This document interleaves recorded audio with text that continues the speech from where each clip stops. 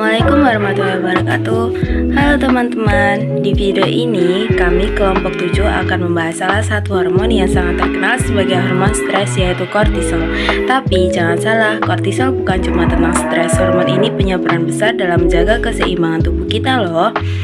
Sebelum masuk ke pembahasan lebih dalam, kita ingat lagi sebentar, apa itu hormon? Hormon itu sebenarnya sinyal kimia yang diproduksi tubuh kita lewat kelenjar endokrin. Tugasnya adalah membawa pesan ke organ-organ lain supaya tubuh bekerja dengan teratur.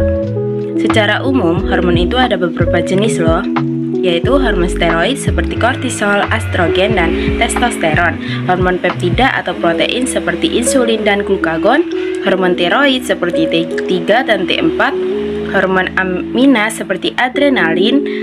Dan fokus pembahasan kita adalah hormon steroid, kortisol yang dihasilkan di kelenjar adrenal dan sangat penting untuk homeostasis tubuh. Kortisol dibuat di bagian tengah kelenjar adrenal, tepatnya di zona fasciculata. Proses pembuatannya dikendalikan oleh sistem yang disebut HPA axis atau jalur antara hipotalamus, pituitari, dan adrenal. Jadi saat kita stres, tubuh akan mengaktifkan jalur ini, di mana hipotalamus mengeluarkan CRH, kemudian dilanjut dengan pituitari yang mengeluarkan ACTH, dan adrenal yang memproduksi kortisol. Untuk pembentukannya, kortisol itu berasal dari kolesterol, di mana kolesterol diubah menjadi pregnenolon dan melalui beberapa rangka enzim, akhirnya terbentuklah kortisol aktif. Setelah kortisol selesai menjalankan tugasnya, hormon ini tidak dibiarkan menumpuk, karena tubuh punya cara untuk mengubah dan membuangnya. Di ginjal ada enzim 11 beta HSD2 yang mengubah kortisol menjadi bentuk yang tidak aktif. Di hati ada proses yang disebut fase 1 dan fase 2, yaitu oksidasi dan konjugasi. Setelah itu, metabolismenya akan dibuang lewat urin. Proses yang teratur ini penting supaya kadar kortisol tetap seimbang dan tidak berlebihan.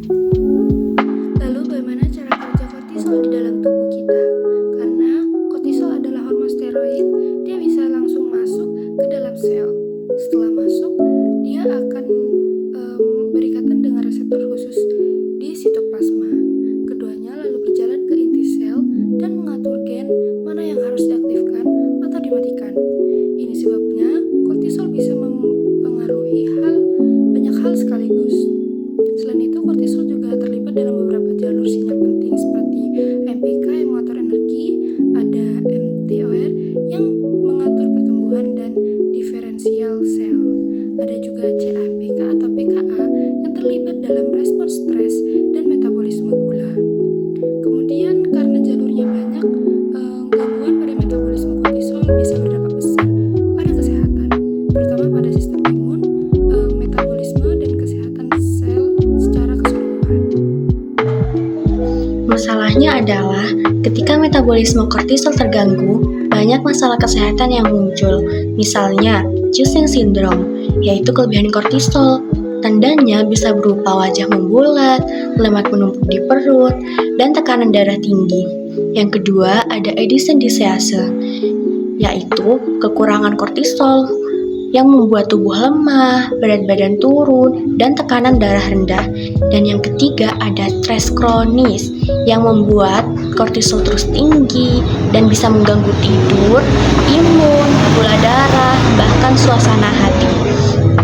Tapi ada kabar baik, kita bisa membantu tubuh kita menjaga keseimbangan hormon stres ini dengan cara sederhana seperti cukup tidur, olahraga, mengelola stres, dan menjaga pola makan sehat. Itu saja penjelasan dari kami tentang metabolisme hormon kortisol. Semoga video ini membantu kalian memahami bagaimana tubuh kita mengatur hormon stres ini dengan sangat rapi. Terima kasih sudah menonton. Wassalamualaikum warahmatullahi wabarakatuh.